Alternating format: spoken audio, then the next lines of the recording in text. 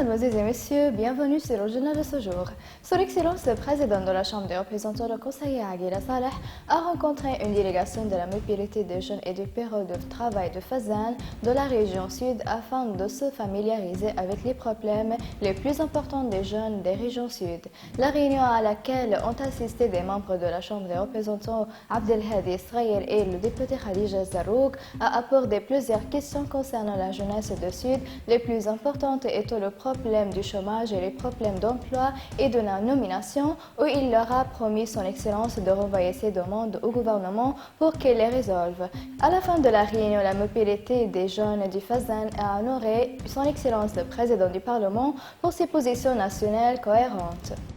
La Commission des Affaires étrangères de la Chambre des représentants a lancé un appel à tous les jeunes de ville de Tripoli et à tous les jeunes des régions de la Libye qui avaient été trompés et jetés de la lutte contre l'armée pour attirer la raison et la conscience et revoir leur position. Le comité les a invités à disposer les armes et leur a demandé de participer au projet de réconciliation nationale et de construction d'un État de droit et de liberté. Le comité a réaffirmé la lettre d'amnistie du commandement général pour ceux qui disposent des armes et s'engagent chez lui, soulignant leur souci de ne pas alimenter cette guerre et à participer au développement et à l'édification de la nation.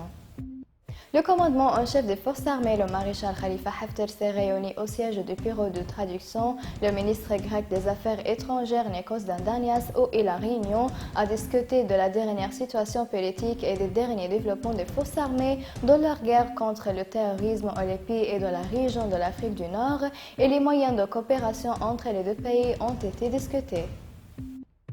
Le commandement général des forces armées a annoncé la prolongation des délais accordés aux militants de Misrata 3 jours à partir de lundi minuit, mercredi prochain. Le porte-parole du commandement général, le général de division Ahmed El-Masmari, a déclaré que la prolongation de la négligence était due au contact établi par des personnalités nationales de Misrata avec le commandement général qui ont demandé une prolongation des délais pour une période d'une semaine afin de leur donner un délai pour leur effort et pour persuader leurs enfants de retourner de la ville de Misrata. Le commandement général a affirmé son engagement à ne pas être soumis aux forces de terrain de Tripoli et à marcher vers Misrata jusqu'à la date limite.